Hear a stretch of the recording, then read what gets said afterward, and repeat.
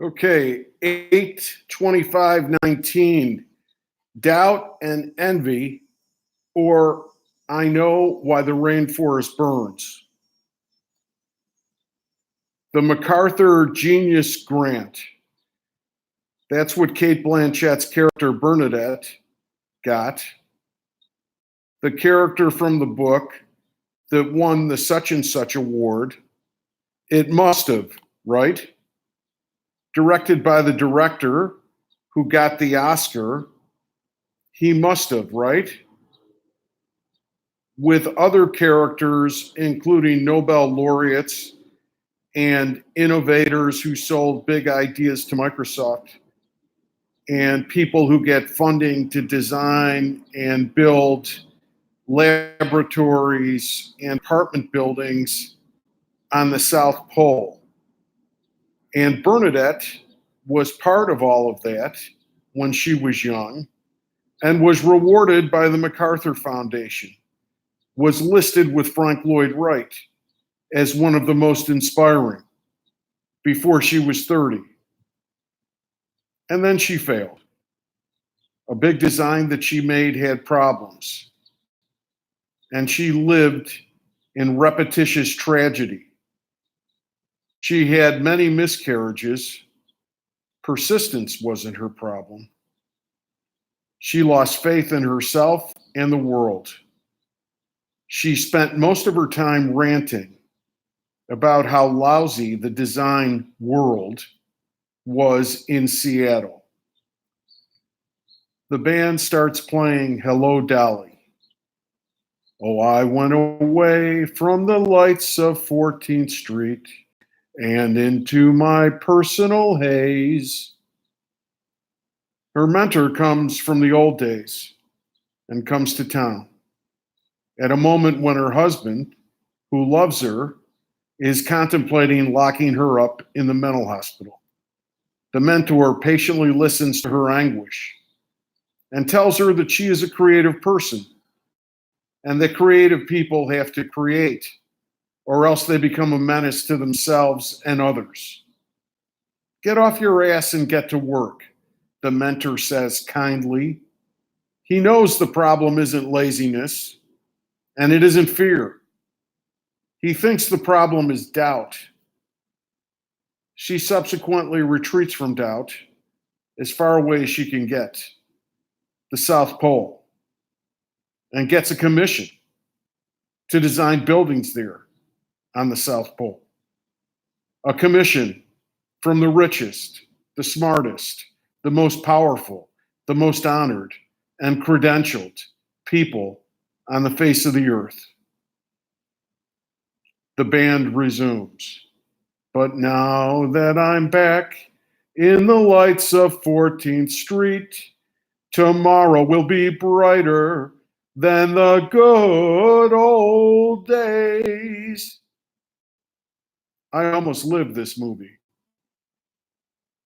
My star burned brightly when I was young. Then I failed and suffered frustrating adversity. I lost faith in myself and faith in the world. I almost lived this movie. But I live in life, not in an idea of life. Not in the combination of a Hallmark card, menu from a five-star restaurant, and a porno that you usually get at the movies. Not in a life of fear and desire dictated to me by Madison Avenue. Not in a life organized by checklists handed to me by human resources. No boss, teacher, doctor, or priest tells me what the world is, who I am, and how to feel about either. No, I don't perceive my life through the imaginations or manipulations of the people around me, down the block or on the screens at the multiplex. Yes, I perceive my life through the medium of my life itself. Why do movies always have mentor characters wise men, infinitely patient, who can size up the situation over a cup of coffee and say exactly the right thing, hit you between the eyes sharply with a little silver hammer, and destroy all of the obstructions between you and your heart's desire. And why do the loved ones in the movies who want to take care of you in ways that seem intended to punish, because they are intended to punish, always relent and stick around and realize that they should have been nurturing your art instead of criticizing and worrying about you, and apologize to you because they didn't understand? And why in the movies is the moment your heart's desire identifies what your next creative project is going to be after being out of circulation for 25 years, also the moment when an opportunity arises to fulfill that desire? And why in the movies is that opportunity attended by all the money and respect and prestige and attention and power and excitement and personal fulfillment that you ever wanted? More of all those things, actually, than you ever wanted. And why is your achievement always ratified in film by an adoring audience giving a round of applause to the enduring monument that you have created on your first try back? Because creative failure and disappointment are in your rearview mirror. Bernadette says that her time in the wilderness prepared her for the creative work that she was doing upon her return. That was a good line. Bernadette didn't suffer nearly as much as I did, or the many other creative people like me, in spite of her several miscarriages, which are only a plot device in the film, a reference point so that the audience can insert their pain for a brief moment to move things along. Bernadette's agony was eased by other people. She was alienated, but she had friends, and they helped her enormously. It doesn't work that way. There was a picture in books they gave us at our church when I was a kid during Holy Week. It was a picture of Christ on his knees, the agony in the garden. I periodically gain and lose a lot of weight. I'm nearing the end of a gaining phase now, and the weight is my agony. I gain when I think, what do I care how I look? I'm not antisocial. I'm asocial. I'm not welcome in society, I reckon, and I don't want to go anywhere that I'm not welcome. I've had kind mentors and friends say exactly the right things from time to time. But those good words don't do the trick. The prelude to the return happens in the scene with just you and God, and you are doing all the talking. You do art alone. The movie looked like almost every other movie: attractive, well lit, pretty people, places, and things, reassuring music. The process of making art and being an artist looks like several miscarriages and the occasional beautiful child. It's a flight through a hurricane with occasional passes through the eye.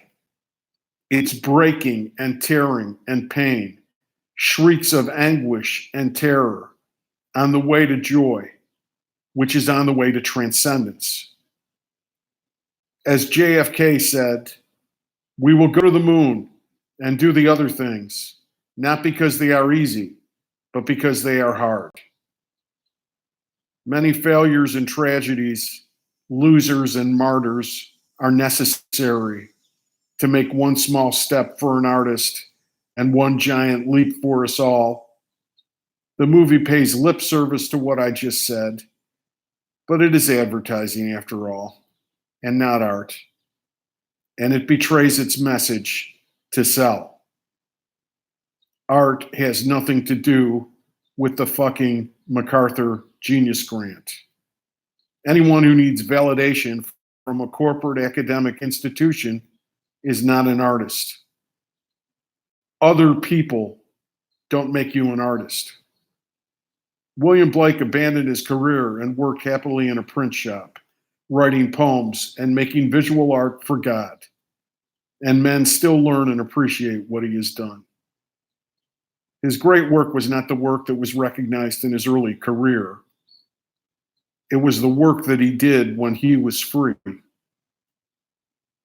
An artist is like a scientist. His work should only yield an honest result.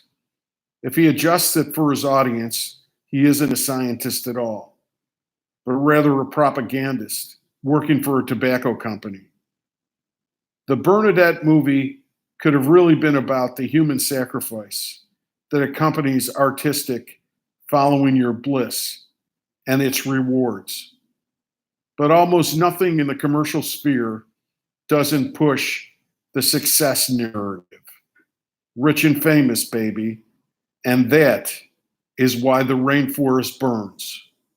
The world is destroyed by people addicted to manufactured desire, pushed upon them by things like this movie, demanding popularity, riches, and fame, established as important people in some tiny, inconsequential clique or in the world at large. You can have it all, or destroy the world trying. You can call yourself the chosen one, when your job is to actually speak to the real chosen one who manifests himself in the rainforest and in the faces of other people. Van Gogh spent his time when he was working, which was almost all of his time, thinking about shapes, color, and light, not the MacArthur Genius Grant. When an artist thinks about the MacArthur Genius Grant, that is when the artist becomes a menace, movie mentor played by Lawrence Fishburne. When an artist is failing and suffering through tragedy, he is doing his art. It's part of the process. Bernadette is right. Pain prepares the artist, or more precisely, initiates the art making. Art is the opposite of escape. When a man who was an artist is preoccupied with success, he burns down the world. Competition is envy. How many times have I been envied for my excellence? Especially because it exists unrewarded with money or recognition. And yet I keep doing it. So the envious feel the money and reputation, they will be better than me at what I do. But they will never be better because they don't do what I do.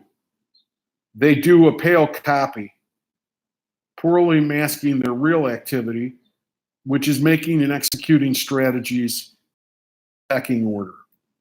And I resist all temptation to vie with them. Because as seductive as wealth and popularity are, it is easier for a camel to pass through the eye of a needle than for a rich man to enter heaven. Wealth and popularity aren't life. They are the opposite. Climate deniers ridicule science. Hack writers ridicule art. Careerism, the need to be special, the need to be the chosen one, a granted MacArthur genius, is insane. Gaining the meaningless virtual rewards the abstraction of society mockingly bestows upon you, while destroying the real world. The careerist is an addict, thrilled by the sensations of his junk, while he and all around him decays.